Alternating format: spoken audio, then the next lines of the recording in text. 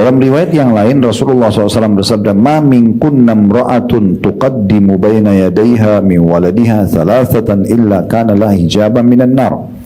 Tidak ada di antara kalian wahai para wanita yang ditinggal mati 3 anaknya kecuali dihalangi dari neraka. Lalu seorang sahabiah, sahabiah ini berarti wanita yang menjadi sahabat Nabi. Kalau laki-laki kan sahabat Nabi, ya ini sahabiah berarti perempuan. Seorang sahabiah Nabi bertanya, "Ya Rasulullah, bagaimana kalau 2 orang anak?" Itu kan tadi 3, kalau cuma 2 bagaimana? Wanita itu mengulangi pertanyaannya 2 kali. Maka Rasulullah SAW mengatakan, "Wathnaini, wathnaini, wathnain." 2 anak pun demikian, 2 anak pun demikian, 2 anak pun demikian. Hadis riwayat Bukhari. Demikian pula yang ditinggal mati oleh seorang anak saja juga akan sama. Disebutkan dalam hadis yang lain, jadi kalau 1 sudah cukup menyelamatkan dari api neraka, ya dibalas surga. Kemudian kalau 2 lebih besar pahalanya, 3 lebih besar, lebih banyak anaknya yang meninggal dan dia bersabar maka akan lebih banyak pahala yang dia dapatkan. Hadis dari Abu Musa al-Asy'ari radhiyallahu anhu bahwa Rasulullah sallallahu alaihi wasallam bersabda, "Idza mata waladul 'abdi qala Allahu li malaikati qabattum walada 'abdi fayaquluna na'am fayaqulu qabattum thamarata fuadi fayaquluna na'am fayaqulu madza qala 'abdi fayaquluna hamidaka wastarja'a fayaqulu Allahu ubnu li 'abdi baitan fil jannati wa sammuhu baital hamd." Apabila anak seorang hamba meninggal, maka Allah Ta'ala berfirman kepada para malaikat, "Kalian telah mencabut nyawa anak seorang hambaku?" Maka para malaikat menjawab, "Benar." Allah Ta'ala berfirman, "Kalian mencabut nyawa buah hati hambaku?" Mereka menjawab, "Benar." Lalu Allah Ta'ala berfirman, "Apa yang dikatakan hambaku tersebut yang anaknya meninggal?" Maka para malaikat menjawab, "Ia memujimu dan istirja." Masih ingat istirja ya? Ucapin inna lillahi wa inna ilaihi rajiun, itu namanya istirja. Jadi orang yang ditinggal meninggal anaknya ini, malaikat melaporkan kepada Allah, dia tetap memujimu, alhamdulillah gitu ya. Lalu istirja, inna lillahi wa inna ilaihi rajiun. Maka Allah Ta'ala berfirman, "Bangunlah untuk hambaku ini sebuah gedung atau istana di surga dan namailah dengan Baitul Hamd atau rumah atau istana pujian." Hadis ini diriwayatkan Tirmidzi dan dikatakan hadis ini adalah hadis yang hasan. Riwayat ini yang baru terakhir kita bacakan tentang masalah 1 orang anak yang meninggal. Lalu riwayat sebelumnya 2 ataupun 3 orang anak. Dari 3 buah riwayat ini kita ambil pelajaran dulu. Yang pertama, bagaimana besarnya keutamaan orang yang bersabar kalau ujian Allah datang. Apa saja ujiannya tentunya ya. Tapi kebetulan di sini dibahas kalau ada orang yang meninggal, anaknya masih belum balik. Itu keutamaan sabar. Yang kedua, bagaimana balasan surga diberikan kepada Allah Subhanahu wa taala untuk si anak yang meninggal karena meninggal sebelum balik dan juga untuk kedua orang tuanya. Makanya dalam hadis Isra dan Mi'raj, ya, Isra dan Mi'raj itu Nabi Muhammad SAW waktu sampai ke langit ke-7, waktu Mi'raj ke langit ketemu sama Nabi Ibrahim alaihissalam. Beliau mengatakan, "Aku bertemu dengan seseorang yang paling mirip wajah dan kulitnya, keperawakannya seperti aku, seperti Nabi kalian, ya. Dan di sekitarnya ada banyak anak-anak kecil. Aku pun bertanya kepada Jibril, siapa orang ini? Kata Jibril, ini adalah ayahmu Ibrahim. Dan anak-anak kecil yang ada di hadapannya itu adalah anak-anak muslim yang meninggal sebelum balik. Jadi memang mereka akan masuk ke dalam surga. Disebutkan dalam riwayat yang lain, tidak ada seseorang, ya benar Nabi SAW kebetulan keluar dari masjid bersama dengan seorang sahabat, lalu Nabi SAW memegang dengan kuat baju sahabat itu. Lalu sahabat itu kaget sambil menghadap ke Nabi, ingin dengar penyampaian Nabi apa sih? Kata Nabi SAW, "Sungguh tidak ada seorang muslim yang meninggal anaknya sebelum balik kecuali akan memegang baju tubuh orang tuanya seperti saya pegang bajumu sekarang sampai Allah memasukkan mereka semua ke dalam surga." Ya, berarti si anak dijamin masuk surga, orang tuanya juga dijamin masuk surga. Begitu dalam riwayat lain kata Nabi SAW, sesungguhnya di depan surga nanti akan terdengar suara seperti gemuruh. Lalu Allah bertanya, sebenarnya Allah sudah tahu itu suara apa. Maka kemudian Allah bertanya kepada para malaikat, suara apakah itu? Mereka mengatakan itu adalah suara anak-anak muslim yang meninggal sebelum balik. Mereka minta agar orang tua mereka dimasukkan ke dalam surga bersama mereka. Maka kata Allah SWT, masukkan orang tua mereka bersama mereka. Tentu keutamaan-keutamaan seperti ini, ibu-ibu sekalian, itu akan didapatkan kalau tidak ada penghalangnya ya. Misalnya kekufuran, misalnya memang dasarnya orang itu, kalau kufur itu lahir dalam keadaan kufur, atau dia murtad dari Islam, atau misalnya dia melakukan kesyirikan besar, atau dia munafik, ini gak dapat ini. Ini yang dapat orang-orang muslim gitu ya. Atau orang yang sengaja meninggalkan sholat secara pembangkangan. Kamu kenapa gak sholat? Gak ada itu sholat. Misal, itu kufur. Dia kufur karena itu. Karena dia mungkiri kewajibannya. Sebagaimana orang mungkiri kewajiban puasa Ramadan, memungkiri kewajiban zakat, memungkiri kewajiban haji, rukun Islam. Maka itu berarti dia kufur. Kalau orang meninggalkan karena malas-malasan itu dosa besar, ya. Tapi kalau dia membangkang bisa kufur. Nah, ini kalau tidak ada penghalang-penghalang ini, dia bisa mendapatkan apa yang dijanjikan dalam hadis ini. Kemudian dalam hadis yang lain di halaman 78 ya. Kata Nabi SAW, "Walladzi nafsi biyadihi inna as-siqta la yajurru ummahu bisararihi ilal jannati idha ihtasabathu." Demi zat yang jiwaku di tangannya, sesungguhnya janin yang keguguran benar-benar akan menyeret ibunya dengan tali ari-arinya ke surga jika si ibu mengharap pahala atas keguguran tersebut. Diriwayatkan oleh Ibnu Majah. Jadi ini riwayat lagi yang menguatkan tentang masalah keutamaan seorang ibu atau juga termasuk suaminya di sini, karena dua-duanya kedua orang tua yang akan dapat jaminan surga bila anaknya meninggal sebelum balik. Cuma syaratnya ingat ya di akhir hadis, jika sang ibu mengharap pahala atas kegugurannya. Dia bukan malah menyala-nyalakan takdir, menyalakan Allah, enggak, ya sudah Allah uji saya terima. Semoga saja saya bisa ketemu sama anak tersebut di akhirat. Karena memang keyakinan seorang muslim adalah hadis Nabi SAW yang sahih, ya. Tidak ada yang meninggal dalam kondisi bayi, janin, atau meninggal sangat tua, kecuali akan dibangkitkan dengan umur 33 tahun. Artinya mereka akan masuk ke dalam surga bersama dengan orang-orang yang beriman. Begitu juga Rasulullah SAW bersabda tentang putranya yang bernama Ibrahim. Nabi SAW punya 3 orang putra. Yang pertama Al-Qasim, yang kedua Abdullah, ini dari Khadijah, dua-duanya. Al-Qasim dan Abdullah, makanya beliau dipanggil julukannya dengan Abul Qasim. Nabi SAW Abul Qasim, itu dari Khadijah. Kemudian ada 4 anak perempuan dari Khadijah, jadi 6 dari Khadijah. Anak Nabi 7 SAW. 6 dari Khadijah, 1 dari Maria. Dari Khadijah, Al-Qasim laki-laki dan Abdullah, kemudian perempuan 4. Ummu Kalthum, Ruqayyah, Zainab dan Fatimah. Nah, ini jangan dilupa nama-nama ini ya. Karena pernah saya tanya di pengajian, siapa nama istri-istri Nabi? Ada yang bilang Fatimah. Fatimah anaknya, masa itu aja nggak tahu gitu ya. Jadi Ruqayyah, Ummu Kalthum, Zainab dan juga ya Fatimah. Sementara anak laki-laki yang satu Ibrahim itu dari Maria, ya, istri beliau yang lain. Nah, ini waktu Ibrahim meninggal, ini anak laki-laki beliau terakhir yang meninggal. Ini ujian yang berat bagi Nabi SAW yang pernah kita jelaskan itu ya.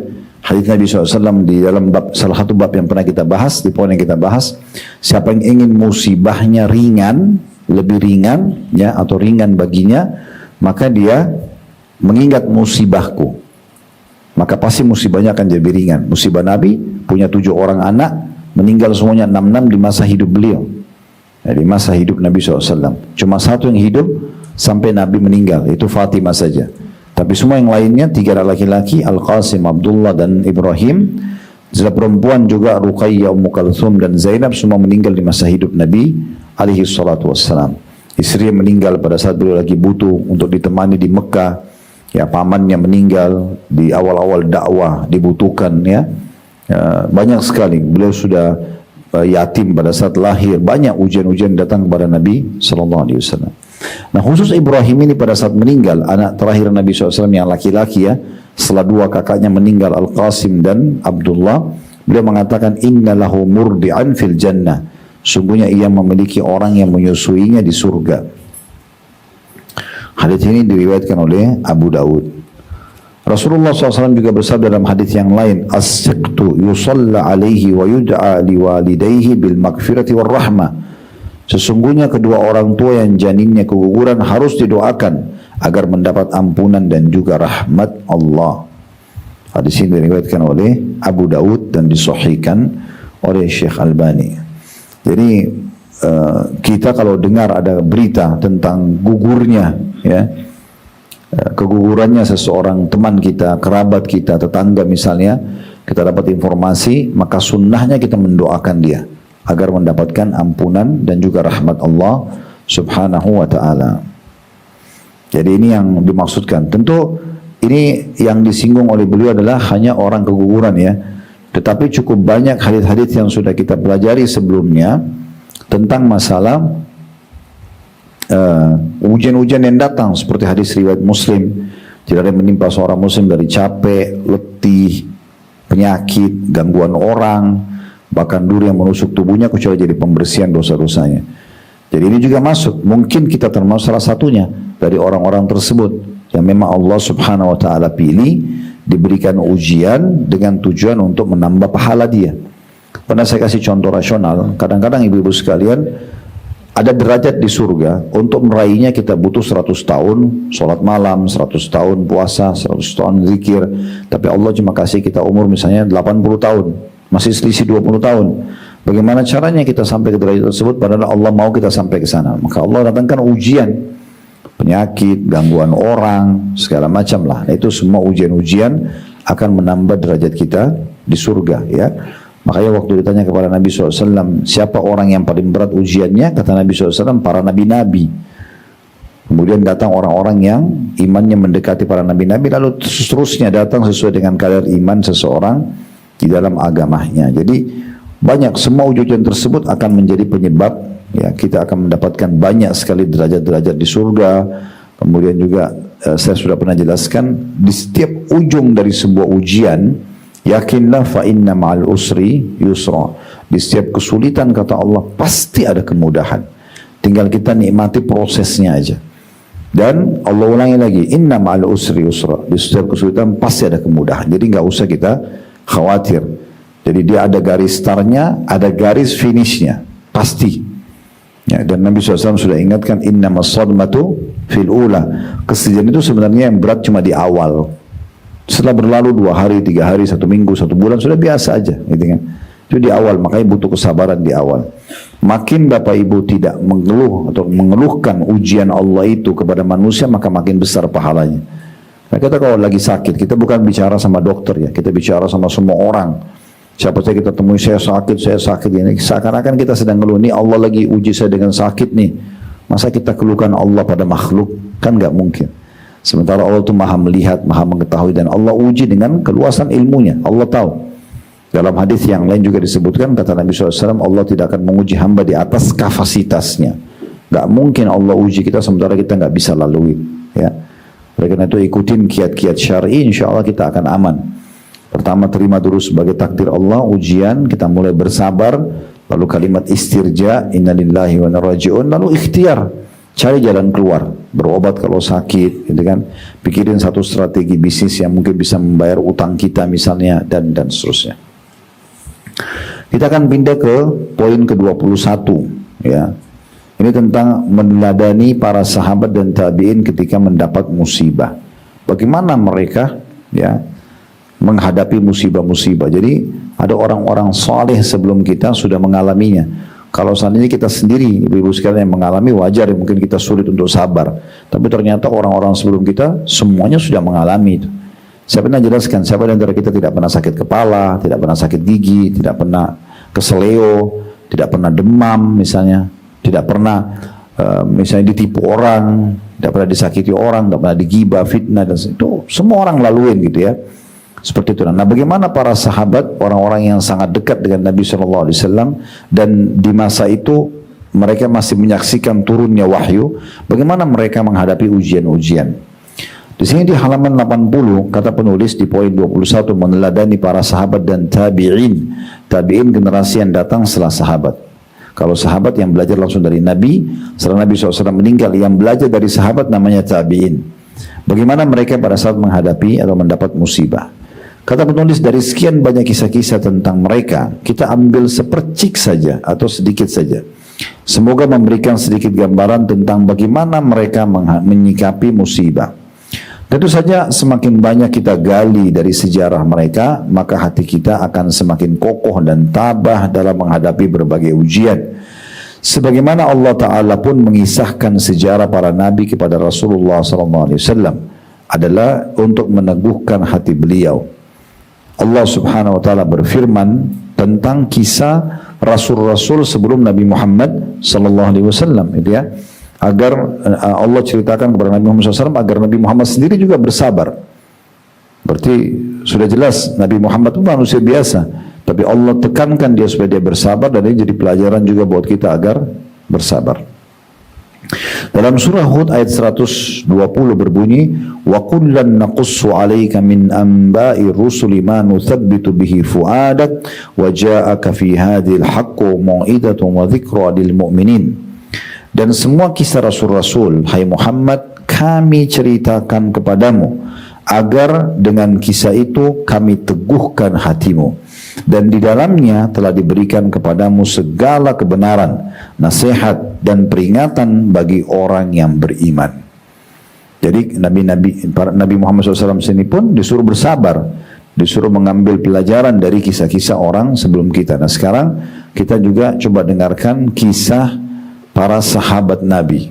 Ya, kalau Nabi Muhammad SAW disuruh ambil pelajaran dari para nabi-nabi, kita juga bisa ambil pelajaran dari para sahabat Nabi. Yang pertama, poin A-nya istri Abu Talha. Anas berkata, seorang anak laki-laki Abu Talha menderita sakit hingga meninggal. Dan ketika Abu Talha sedang tidak di rumah, ketika istri Abu Talha melihat anaknya telah benar-benar meninggal, maka ia mengurus anaknya secukupnya. Lalu ia tempatkan di samping rumahnya. Ketika Abu Talha datang, ia bertanya, bagaimana keadaan anak kita? Istrinya menjawab, ia telah tenang, dan aku harap ia sedang istirahat. Abu Talha menyangka bahwa perkataan istrinya tenang adalah tidur. Lalu ia pun tidur bersama istrinya dan melakukan hubungan suami istri. Di pagi harinya ketika ia hendak keluar, istrinya mengatakan bahwa anaknya telah meninggal. Abu Talha pun salat subuh bersama Nabi SAW, kemudian ia memberitahukan apa yang dilakukan bersama istrinya. Maka Rasulullah SAW bersabda, la'allallah ayubarika lakuma fi lailatikuma. Semoga Allah memberkahi kalian berdua di malam kalian tadi malam. Seorang sahabat Ansar berkata, kemudian Abu Talha dan istrinya dikaruniai 9 anak yang seluruhnya hafal Al-Quran. Ini diriwayatkan oleh Imam Bukhari. Kisahnya mungkin tidak asing ya, pernah kita sampaikan di sini. Saya ingatkan kembali. Jadi yang dimaksud dengan istri Abu Talha, namanya dia Ummu Sulaim, julukannya Ummu Sulaim. Ya. Julukan lainnya ada Rumaisa, Gumaisa. Ya, biasanya beliau lebih dikenal dengan julukannya. Ini salah satu wanita yang dijamin masuk surga oleh Nabi SAW karena keimanannya luar biasa. Nah, suami pertamanya Ummu Sulaim namanya Malik. Malik ini ayahnya Anas. Perhatikan riwayat kita, Anas bercerita. Ini Anas anaknya Ummu Sulaim. Dia cerita tentang kejadian ibunya. Awal kisahnya, waktu Ummu Sulaim ini masuk Islam, dia ajak anak-anaknya masuk Islam, diantaranya Anas, anak pertama laki-lakinya. Kemudian dia yang masuk Islam di sini ya. Kemudian dia ajak juga suaminya Malik, tapi Malik ini nggak mau dengar. Terus dia dalam kondisi emosi keluar dari rumahnya, dia ketemu sama teman-temannya yang musuh-musuhnya, berantem di jalan, terbunuh dalam keadaan kafir. Nah, ada sahabat dekatnya Malik namanya Abu Talha. Namanya Abu Talha. Nah, ini yang di sini disebut namanya Abu Talha. Abu Talha ini sahabat dekatnya Malik, orang kaya, orangnya tampan, berwibawa gitu, tapi kafir. Belum masuk Islam. Dia datangi Ummu Sulaim lalu berkata, saya ingin melamar. Maka kata Ummu Sulaim, wahai Abu Talha, laki-laki seperti anda tidak ada yang tolak. Tampan, kaya, punya kedudukan. Cuman saya muslimah, anda kafir. Lalu dia kasih syarat, kalau anda mau masuk Islam, kata Ummu Sulaim kepada Abu Talha, kalau anda mau masuk Islam, saya jadikan masuk Islam anda sebagai mahar saya. Sampai kata ulama hadis menanggapi kisah ini, bahwasanya mahar yang paling berkah adalah maharnya Ummu Sulaim. Dia tidak butuh uang. Pokoknya kalau suaminya, calon suaminya masuk Islam, dia sudah itu di maharnya. Dan ini mahar yang sangat unik gitu ya, mahar masuk Islamnya calon suaminya. Maka Abu Talha pun setuju masuk Islam akhirnya. Setelah masuk Islam, terjadilah interaksi biologi suami istri. Ternyata Ummu Sulaim hamil, melahirkan anak laki-laki. Si Abu Talha ini senang sekali dapat anak dari istrinya yang sekarang, karena dia sangat sayang dan suka sama Ummu Sulaim karena akhlaknya, karena pelayanannya yang baik segala macam. Kemudian dikarenakan laki-laki, dia lebih gembira lagi. Pernikahannya menggembirakan buat dia, juga dapat anak yang gembira. Nah subhanallah, baru lahir anak itu sakit keras. Anak itu sakit keras. Nah waktu dia sakit keras anak ini, Abu Talha menjaga bersama istrinya. Tapi si Abu Talha ini karena tiba waktu sholat, waktu itu maghrib isya, maka dia pamit sama istrinya, saya mau ke masjid dulu. Pergilah dia sholat. Anas menceritakan, anak Ummu Sulaim dari suami pertama. Waktu itu tiba-tiba anak ini yang baru lahir meninggal. Anak itu meninggal. Nah pada saat dia meninggal, si anak bayi itu, kata Anas, ibuku berkata kepada kami semua di rumah, jangan ada yang menyampaikan kepada Abu Talha tentang kematian bayi ini kecuali saya. Maka kata Anas, ibuku pun dandan secantik mungkin yang belum pernah berdandan seperti itu sebelumnya, dan juga memasak masakan yang belum pernah seenak itu sebelumnya. Dia tunggu suaminya pulang. Pertanyaan pertama suaminya seperti riwayat tadi ini, bagaimana kabar anak kita? Maka dia mengatakan dia lebih tenang. Dia nggak bilang meninggal, tapi pelajaran penting adalah bagaimana sabarnya Ummu Sulaim ini. Padahal dia seorang ibu, harusnya kan dia yang lebih panik gitu. Tapi dia malah tidak ingin suaminya kaget dan kepikiran masalah itu, maka dia cari jalan dulu. Ini ijtihad, upaya dari dia. Maka dia pun mengajak suaminya makan masakan yang enak. Setelah kenyang, diajak biologis. Karena dia sudah dandan dengan cantik, dia lihat biologis. Nah setelah tadi disebutkan dalam riwayat ini, tidurlah mereka istirahat. Pas mau sholat subuh, barulah Ummu Sulaim bilang, wahai Abu Talha, kalau seandainya ada orang yang pinjamkan satu benda kepada kita, kemudian dia minta kembali benda itu, kita kembalikan nggak? Kata Abu Talha, tentu saja, itu hak orang. Maka dengan tenangnya Ummu Sulaim mengatakan, kalau gitu berharaplah pahala, karena anak kita sudah diambil oleh pemiliknya, Allah gitu. Maka Abu Talha kaget sambil mengatakan, kau membiarkan aku makan dengan kenyang, menikmati tubuhmu biologis, lalu kamu tidak sampaikan? Muslim diam saja, karena dia sendiri harusnya panik, tapi dia tunjukkan keimanannya gitu ya. Abu Talha pun kagum dengan sikap itu. Kebetulan dia mau sholat subuh, lalu dia sampaikan kepada Nabi SAW, begini loh kejadiannya ya Rasulullah. Maka Nabi SAW mengatakan, semoga Allah berkahi interaksi biologis kalian yang tadi malam itu. Akhirnya betul, hamil Ummu Sulaim dan dikasih 9 anak. Semua laki-laki, semua hafal Quran. Ya, jadi setelah keguguran satu ini, karena dia bersabar, Allah balas. Itulah salah satu makna, fa inna ma'al usri yusra. Tapi syaratnya ibu harus sabar. Jangan berkeluh kesah, jangan gerutu. Jadi seakan-akan kita keluhkan Tuhan kita. Saya sudah bahasakan, kecuali kita konsultasi pada ahlinya. Misal lagi sakit ke dokter, lagi ada masalah keimanan kepada ustadz atau ustazah, itu betul benar. Tapi kalau semua orang kita ceritakan, seperti kita sedang mengeluhkan Tuhan kita atau keputusan Tuhan kita. Mirip kalau kita kerja di perusahaan gini Bu. Kita kerja di perusahaan keluarkan peraturan baru. Misalnya, tadinya masuk jam 8 pagi, sekarang sudah jam setengah 8 misalnya. Kan tugas kita terima itu kan. Karena itu keputusan perusahaan, kita kerja di situ. Tapi kalau kita cerita keluar-keluar sana sini akan itu keburukan perusahaan, mungkin kita bisa dikeluarkan dari perusahaan. Karena perusahaan pasti punya kebijaksanaan dalam masalah itu. Pasti ada satu keputusan kebijakan yang mereka lebih paham gitu ya. Mungkin dimundurkan ke setengah 8, tapi mungkin pulangnya pun dikurangi, misalnya tadinya jam 5 jadi setengah 5 misalnya. Kan bisa saja begitu. Itu contohnya. Nah, itu bagaimana kalau kita protes keputusan Allah Subhanahu wa taala. Seakan-akan begitu, padahal Allah Maha bijaksana ya, Maha mengetahui segala satu kebutuhan dan apa yang dibutuhi oleh hambanya itu kan. Seperti itu. Dikatakan dalam satu lafaz, istri Abu Talha berkata kepada keluarganya ketika putranya meninggal, jangan ada seorang pun yang mengatakan hal ini kepada Abu Talha sebelum aku. Ketika Abu Talha datang, maka ia bertanya kepada istrinya tentang anaknya yang sakit. Istrinya menjawab bahwa ia telah lebih tenang daripada sebelumnya. Lalu istrinya menghidangkan makanan untuk Abu Talha dan ia pun makan.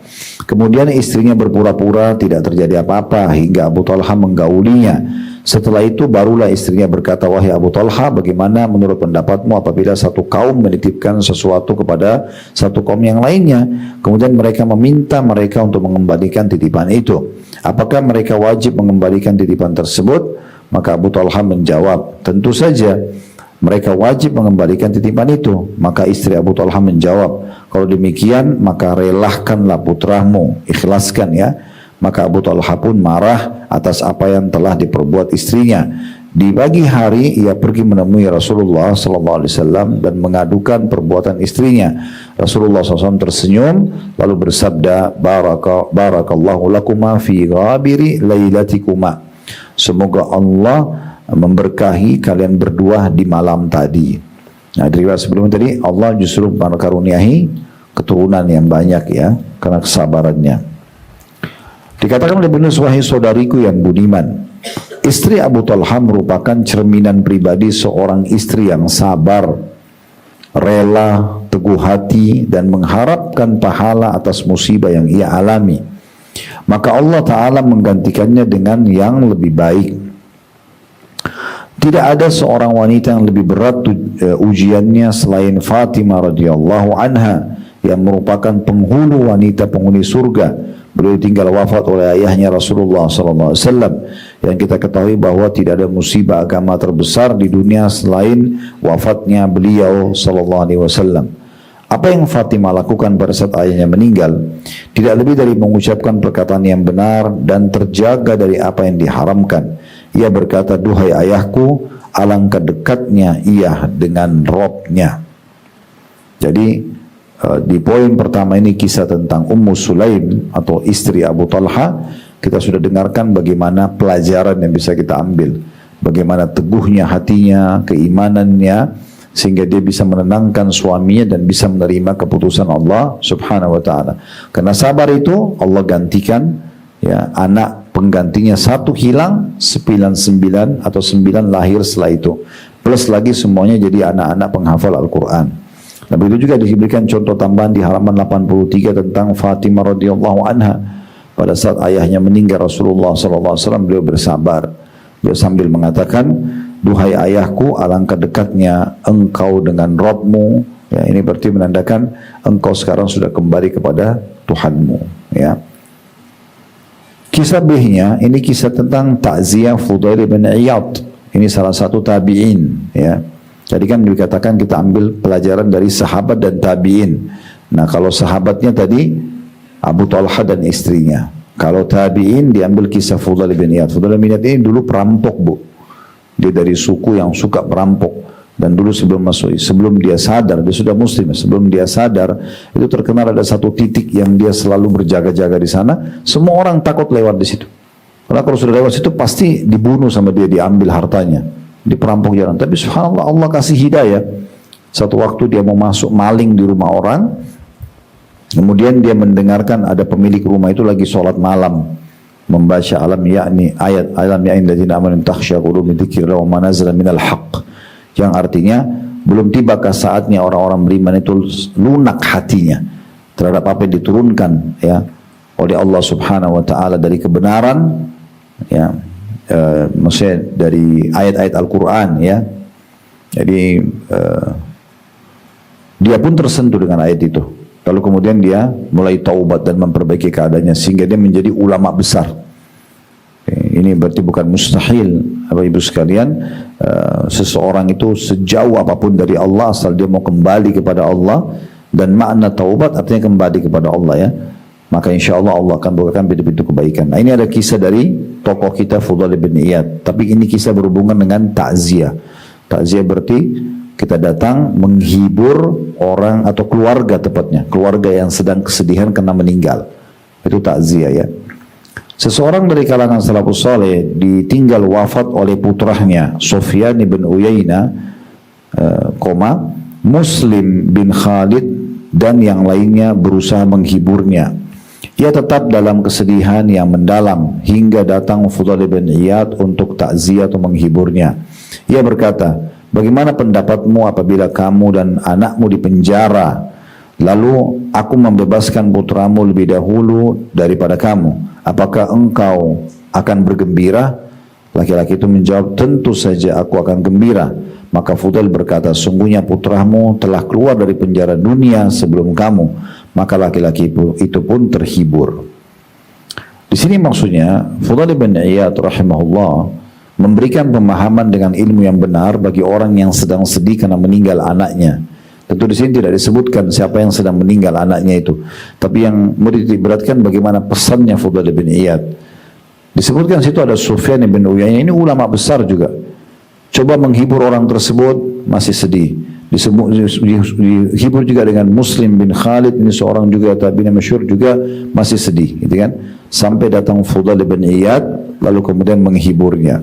Dan ini perkataan yang sangat baik.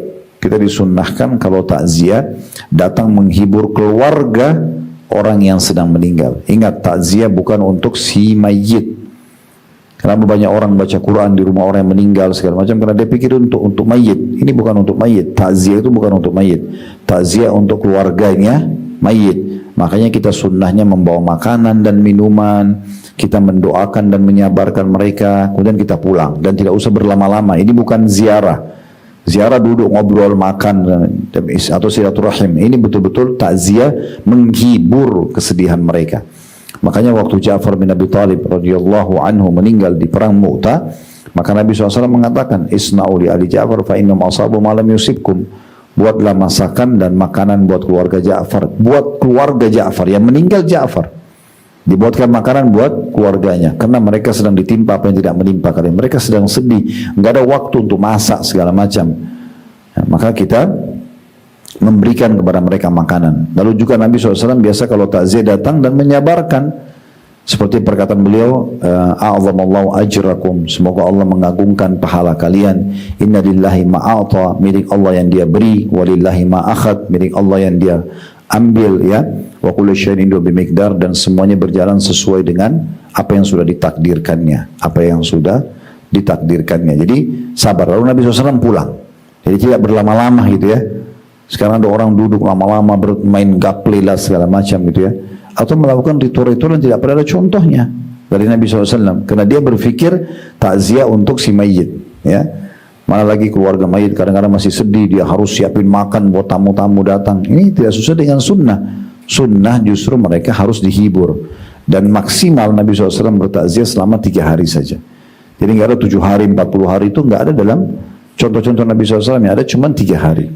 Lebih dari 3 hari sudah cukup. Ya, insya Allah tidak perlu berlama-lama dalam bersedih-sedih. Karena memang kalau orang punya ilmunya dia akan faham. Kematian itu awal segalanya bagi seorang muslim.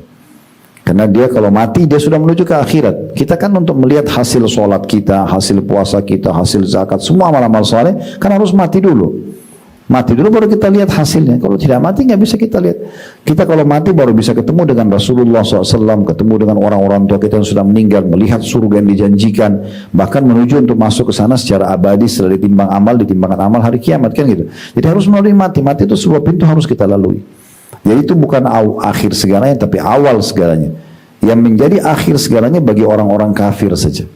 Karena orang kafir itu kalau sudah meninggal mereka tidak ada peluang lagi untuk taubat dan beramal saleh, maka itu akhir segalanya bagi mereka karena mereka akan kekal di api neraka. Wa na'udzubillah khalidina fiha, gitu ya.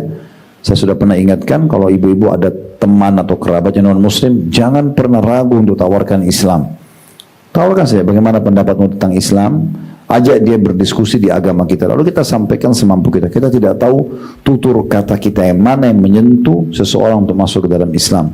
Rata-rata yang mu'allaf itu orang-orang yang unik gitu ya. Ada yang dengarin azan dia merinding, ada yang cuma membaca Al-Ikhlas, ada yang cuma melihat muslim pergi sholat ke masjid. Hampir rata-rata yang syahadat datang ke kantor kami, di majelis-majelis kami itu unik-unik gitu masuk Islamnya gitu ya.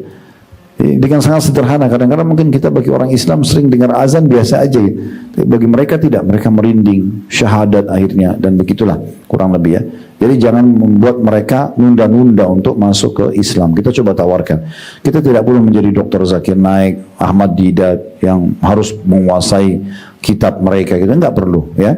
Tapi kita bagaimana caranya, cukup kita ngajak dia diskusi di agama Islam yang kita sebenarnya sudah tahu gitu ya. Bagaimana penutup tentang Islam, kalau dia sudah jelaskan, lalu kita bisa diskusi ringan di situ. Semoga saja Allah kasih hidayah. Nah, salah satu hal yang kita harus lakukan dalam takziah itu, ya, ada satu, ini saya nggak tahu pernah cerita atau tidak ya, tapi salah satu tokoh masyarakat kita, tepatnya seorang artis waktu itu ya, dia kebetulan ada pengajian semuanya teman-teman dari artis, saya hadir di situ, diundang ceramah. Cukup ramai yang datang. Begitu pulang, saya diantar sama salah satu driver di situ yang pemilik rumah, karena saya lagi nggak bawa kendaraan. Di tengah jalan supirnya bilang begini, Ustadz, saya ini bukan itu. Dia sebutkan nama ormas Indonesia itu ya. Saya bukan NU, bukan Muhammadiyah. Ya. Tapi saya bingung. Ayah saya baru meninggal pekan lalu, dia bilang. Saya ditelepon sama satu orang kiai dari kampung, ditanya kamu mau ambil paket apa? Ya. Itu dia cerita sama saya. Terus dia bilang, saya tanya, paket apa maksudnya? Kamu mau paket 3 hari, 7 hari, 40 hari? Kamu tinggal siapin uang, nanti saya yang siapin orang-orang gitu. Jadi itu kayak paket dijual gitu. Dan dia bilang begini, ini alaminya ya, fitrahnya. Dia bilang apa? Ustadz, saya bingung. Saya ini sebenarnya dalam kondisi sedih, kehilangan ayah saya. Masa saya harus keluarin uang lagi? Itu pertanyaannya. Subhanallah, ini sejalan dengan sunnah Nabi. Harusnya sunnah Nabi kan mereka yang kita hibur ya. Kita yang bawain makanan, kita doakan, itu yang terjadi. Ini sekarang kan dibalik. Maka ini keliru ya, harus kita perbaikin. Nah ini contohnya. Nah di sini Fudail bin Iyad datang dan menghibur. Dan ini hibur tentu bebas. Kita boleh hibur dengan kata-kata kita. Misalnya kita mengatakan sabarlah dan segala macam itu ya. Nah di sini perkataan dia sangat bagus. Dia mengatakan sama orang yang lagi sedih itu, bagaimana kalau seandainya kamu sama anakmu berdua masuk penjara, lalu saya datang, saya bebasin anak kamu dari penjara itu. Kira-kira kamu senang nggak? Walaupun kamu masih di penjara. Dia bilang tentu saja. Yang penting anak saya sudah lolos gitu. Maka kata Fudail bin Iyad, bergembiralah karena anakmu sudah keluar dari penjara dunia menuju kepada kehidupan abadi. Ya, tinggal kamu nyusul nanti gitu kan. Maka dia pun akhirnya terhibur orang tersebut. Nah ini contohnya ya. Jadi jangan dibolak-balik, jangan takziah menjadi ziarah dan jangan dianggap itu untuk mayit. Kalau ada yang tanya lalu Ustaz, mayit bagaimana? Mayit itu dari pertama dia hembuskan nafas meninggal sampai kita hembusin nafas, kita doain terus. Bukan di hari takziah saja, kan gitu. Dari pertama dia meninggal sampai kita meninggal, doain terus. Sedekahin terus buat dia. Enggak kenal hari dia. Bukan cuma hari ketiga, hari ketujuh, bukan. Setiap hari sampai kita meninggal. Orang tua kita, kerabat kita, teman-teman, terus kita doakan. Terus kita sedekah atas nama dia. Sepanjang hidup kita. Dia dapat pahala, kita juga dapat pahala. Gitu kan? Nah, seperti itu gambarannya. Selanjutnya di poin ke-22 ya. Di poin ke-22 ini berbunyi berbahagialah dengan doa kaum mukminin bagi orang-orang yang ditinggal wafat oleh anaknya. Karena Rasulullah SAW memerintahkannya. Imam Bukhari dalam sahihnya berkata, Abu Yaman telah bercerita kepada kami bahwa Shu'aib telah bercerita kepada kami bahwa Ibnu Syihab berkata, setiap anak yang lahir meninggal harus disolati sekalipun ia anak zina, karena setiap anak lahir dalam fitrah Islam selama kedua orang tuanya mengaku Islam atau hanya bapaknya saja, sedangkan ibunya non muslim, dan bayi tersebut sempat menangis sewaktu lahir. Adapun jika tidak menangis ketika lahir, maka ia termasuk sekt atau janin yang keguguran ya. Adapun yang termasuk sekt ya, maka tidak harus disolati. Ini keguguran maksudnya. Akan tetapi ini sebenarnya bahasa Arabnya sin qaf ta ya. Ya. Sakata sekt ini adalah jatuh, keguguran itu maknanya. Jadi kalau seandainya ada yang keguguran, maka tidak harus disolatin ya. Kalau tadi yang disolatin itu justru yang kalau sempat menangis ya, dia sudah keluarin suara baru disolatin. Akan tetapi kalau dia meninggal dalam kondisi keguguran, belum sempat ada suaranya, maka cukup ibu bapaknya didoakan sebagaimana sabda Nabi sallallahu alaihi wasallam, "Wasiqtu yusalla alaihi wa yud'a liwalidayhi bil maghfirah war rahmah." Sesungguhnya kedua orang tua yang janinnya keguguran harus didoakan agar mendapat ampunan dan juga rahmat Allah Subhanahu wa taala. Ya, sebenarnya ini masih berhubungan sama poin yang sebelumnya ya, poin nomor 22. Cuma di sini lebih kepada kalau kita sedang diuji oleh Allah Subhanahu wa taala dengan meninggalnya anak atau ada musibah apa saja, maka dianjurkan setiap muslim mendoakan agar saudaranya muslim itu keluar dari permasalahannya kalau dia punya masalah, dan Allah maafkan kesalahannya, Allah tambahkan atau berikan kepada dia rezeki atau karunia. Itu diantara sunnah Nabi sallallahu alaihi wasallam. Di sini disebutkan tentang orang keguguran ya, kedua orang tuanya didoakan agar mendapatkan kebaikan. Kita langsung masuk ke poin 23, berbahagialah dengan kebaikan yang Allah Ta'ala janjikan. Beranjak daripada hadis Nabi sallallahu alaihi wasallam, "Idza aradallahu bi 'abdihi al-khaira 'ajjala lahu al-'uqubata fid dunya wa idza aradallahu bi 'abdihi asy-syarra amsaka 'anhu bi dhanbihi hatta yu'afiyahu bihi yaumil qiyamah." Jika Allah menghendaki kebaikan pada hambanya, maka dia Allah menyegerakan balasan dosanya di dunia. Dan apabila Allah menghendaki keburukan pada hambanya, maka dia menahan balasan dosanya hingga disempurnakan balasannya di hari kiamat nanti. Hadis ini diriwayatkan oleh Tirmidzi dan dinyatakan hasan sahih oleh Syekh Albani. Dikatakan dalam hadis ini, tentu kita ambil pelajaran dulu dari hadis ini. Yang pertama pelajarannya, jika Allah menghendaki kebaikan pada seorang hamba, maka Allah menyegerakan balasan dosanya. Pertanyaannya, apakah semua dosa ada balasannya? Iya, akan ada konsekuensi balasannya, tapi itu tentu kembali kepada keinginan Allah ya. Kalau Allah mau maafkan, Allah maafkan. Kalau Allah hukum. Tapi umumnya pelanggaran ada hukumannya, tergantung kadar berat ataupun ringannya hukuman, gitu ya. Tergantung perbuatan maksud saya. Jadi kalau Allah mencintai seorang hamba, justru Allah segerakan saja ya hukumannya di dunia supaya di akhirat tidak dihukum lagi. Dalam riwayat yang lain, seorang muslim terus diuji oleh Allah di dirinya, di keluarganya, dan di hartanya, sampai dia dengan keluarganya bertemu dengan Allah tanpa dosa sedikit pun, sehingga di akhirat selamat dari siksaan. Karena hukuman dunia kecil, sakit, gangguan orang, gitu-gitu aja, sumpah, sedih, itu semua bisa dilaluin gitu ya. Nggak sulit sebenarnya, bisa kita laluin, asal Bapak Ibu jangan besar-besarkan. Biasanya masalah kecil itu jadi besar kalau kita yang besar-besarin gitu ya. Ada orang kadang-kadang cuma pusing aja, satu kampung tahu kalau dia pusing, semua orang diceritakan. Masalahnya kecil, dibesar-besarin sama dia, dikemas supaya dicerita supaya masalah itu jadi besar. Padahal sebenarnya masalah kecil gitu. Nah, caranya untuk melihat masalah kita kecil atau besar, lihat orang yang lebih berat. Ya, kalau kita flu, ada orang flu dan demam. Kita flu dan demam, ada orang flu, demam, rematik. Ada orang yang lebih berat. Kan gitu. Ada orang kita terlilit utang 100 juta, ada orang terlilit utang 1 miliar. Ada orang yang lebih berat, kita lihat orang yang lebih berat, maka akan jadi ringan ya ujian-ujian yang datang kepada kita. Jadi ini Allah menyegerakan hukuman, tapi tentu dengan kebijaksanaan Allah. Kalau Allah menginginkan kebaikan bagi seorang hamba supaya dia tidak dihukum lagi di akhirat. Ini juga sejalan dengan hadis Nabi SAW ya. Kata Nabi SAW, kalian akan temukan orang-orang muslim kalau meninggal keningnya itu berkeringat.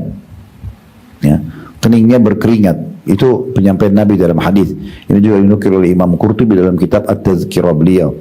Jadi ada riwayat yang mengatakan orang mukmin kalau meninggal biasanya di keningnya ada keringat. Itu karena Allah ingin menghabiskan ya dosa-dosanya.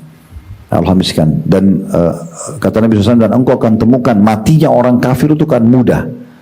Biasanya mudah-mudah saja matinya mereka gitu ya. Tidak ada seperti sebuah ujian gitu ya. Karena Allah ingin menghabiskan kebaikannya. Begini pemahamannya. Kalau ada orang kafir bakti sama orang tuanya. Kalau ada orang kafir menjenguk orang sakit. Kalau ada orang kafir bersedekah. Apakah ada balasannya? Ada. Tapi hanya di dunia. Tidak dibawa ke akhirat. Kayak misalnya contoh, orang kafir suka sedekah. Biasanya Allah lapangkan rezekinya. Karena kaidah dasar sedekah pangkal kaya kan gitu. Dia suka silaturahim keluarga. Maka dia juga akan diluaskan, dilapangkan rezekinya juga gitu-gitu ya. Apalah dia buat kebaikan-kebaikan itu akan dinilai, tapi semua akan Allah habiskan di dunia. Makanya Allah habiskan semua di akhirat, mereka sudah tidak punya lagi tuntutan untuk bisa ya mendapatkan balasan. Kalau orang-orang mukmin tidak, disimpan semua untuk di akhirat, gitu ya. Disimpan untuk di akhirat. Maka dia akan panen nanti di sana. Nah, ini yang dimaksudkan. Faedah kedua dari hadis adalah kalau Allah melihat seorang hamba memang hamba tersebut buruk, malah Allah menunda hukumannya. Dibiarkan sampai nanti puncak hukumannya itu justru dilakukan atau dihukumkan di akhirat nanti. Itu berat ya. Karena berat sekali ya. Api neraka itu bukan siksa yang ringan, api panas. Kita kalau ambil korek gas kecil bakar jempol kita, panasnya luar biasa, hitungan detik. Bagaimana kalau ruangan ini penuh dengan api semuanya? Begitu keadaan neraka yang besar sekali, bangunannya raksasa. Kata Nabi SAW, neraka itu ditarik dengan 70.000 rantai. Setiap satu rantai ada 70.000 malaikat yang menariknya. Dan dia akan mengeluarkan suara gemuruh, letupan dan segala macam. Histerinya orang-orang yang dibakar di dalam. Maka itu tempat yang sangat serem gitu ya. Kalau orang justru Allah yang keburukan baginya, Allah terlambatkan hukumannya. Dibiarkan dalam dosanya terus.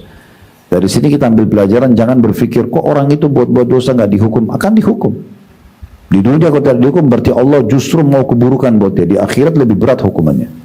Orang di dunia sudah dipermalukan, sudah diberhentikan oleh Allah SWT dengan terbongkar misalnya pelanggarannya, itu lebih bagus kalau dia bisa segera taubat.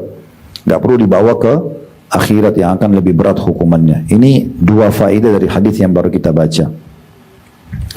Kita bacakan paragraf selanjutnya di halaman 86. Salah satu uqubah, ini bahasa Arab, terjemahannya balasan dosa yang disegerakan di dunia adalah musibah. Maka berbaik sangkalah kepada Allah Ta'ala bahwa dia menghendaki kebaikan bagi kita. Allah Ta'ala menguji dengan musibah agar kita bersih dari dosa dan agar kita menjadi lebih baik lagi. Jadi kalau ada ujian berarti pembersihan dosa terjadi itu ya. Karena saya sudah sebutkan tadi hadis riwayat Muslim, tidak ada yang menimpa seorang muslim dari capek, letih, ya, penyakit, gangguan orang, bahkan duri menusuk tubuhnya kecuali jadi pembersihan dosanya. Jadi semua itu, ibu pulang rumah aja capek, itu sudah ya, pembersihan dosa. Sakit begitu, gangguan orang begitu, semuanya itu kan jadi pembersihan dosa-dosanya. Di sini dikatakan begitu, kemudian juga kita akan bisa menjadi lebih baik dari sebelumnya. Kita jadi belajar, ya. Makanya Nabi SAW mengatakan atas ujian-ujian yang datang kepada beliau mengatakan addabani rabbi fa ahsana ta'diba. Tuhanku telah mendidikku dan dengan pendidikan yang sangat luar biasa. Ya, Allah SWT itu adalah sebaik-baik pendidik, sang pencipta yang maha kuasa gitu ya. Jadi dia kadang-kadang memberikan ujian kepada kita supaya kita lebih kuat, supaya kita lebih pintar, supaya kita jadi tahu permasalahan hidup gitu ya. Karena orang kalau tidak diuji maka tidak akan faham. Ya, maka dia sudah tahu permasalahannya apa, dia tahu solusinya apa. Biasanya kita kalau cerita sesuatu pada teman, misalnya dia mengatakan, oh saya pernah alamin loh, ini solusinya misalnya. Itu kan karena dia sudah pengalaman. Syekh Al-Utsaimin rahimahullah berkata, titik-titik itu artinya ada statement sebelumnya. Penulis menukil ini saja sebagai saksi bahasannya ya. Hingga seseorang diberatkan sakaratil mautnya dikarenakan masih tersisa satu atau dua dosa yang belum terhapus. Dan ia pun keluar dari dunia dalam keadaan suci dari dosa. Ini nikmat karena siksa di dunia lebih ringan daripada siksa di akhirat. Jadi ini perkataan Syekh Utsaimin diangkat oleh penulis saksi untuk di poin 23 ini. Artinya ujian-ujian yang datang di dunia itu sebagai pembersihan terhadap dosa-dosa. Yang berarti di akhirat nanti kita sudah selamat karena sudah bersih dosa-dosanya. Sudah diangkat semuanya dosa-dosanya. Nah ini sebuah keutamaan tersendiri. Jadi kalau ibu merasakan misalnya ada ujian apapun, sekecil sampai seberat apapun, pastikan itu pembersihan dosa-dosa. Dan itu jauh lebih ringan dibandingkan kalau dihukum nanti di akhirat. Maka tidak ada masalah. Cuman tidak boleh kita jadikan doa ya. Tidak boleh ibu misalnya mengatakan, ya Allah, daripada engkau hukum aku di akhirat, hukum aja semua dosa aku yang aku lakukan, datangkan semua hukumannya dari akhirat ke dunia. Karena itu pernah terjadi di masa Nabi SAW ya. Seorang sahabat diuji oleh Allah SWT dengan penyakit yang sangat berat. Dalam riwayatnya tidak diceritakan seperti apa penyakitnya, tapi mereka sepakat waktu itu penyakitnya berat.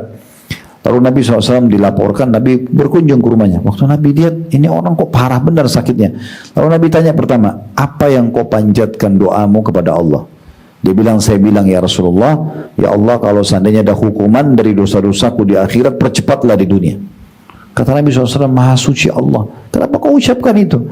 Kenapa kau tidak baca Rabbana atina fid dunya hasanah wa fil akhirati hasanah wa qina adzabannar? Minta kepada Allah kebaikan dunia, kebaikan akhir, dan selamatkan dari api neraka. Termasuk kebaikan dunia adalah Allah selamatkan, tidak dihukum. Gitu kan? Bisa saja Allah tidak hukum kalau Allah mau. Tinggal kita bagaimana merengek agar jangan sampai hukuman datang dari dosa-dosa kita, kan seperti itu. Jadi jangan juga kita berdoa supaya disegerakan. Tapi kalau sedang datang ujian, kita yakin dia adalah pembersihan dosa-dosa kita dan sekaligus menghilangkan hukuman yang bisa datang di akhirat sana nanti. Ya, ini poinnya insya Allah.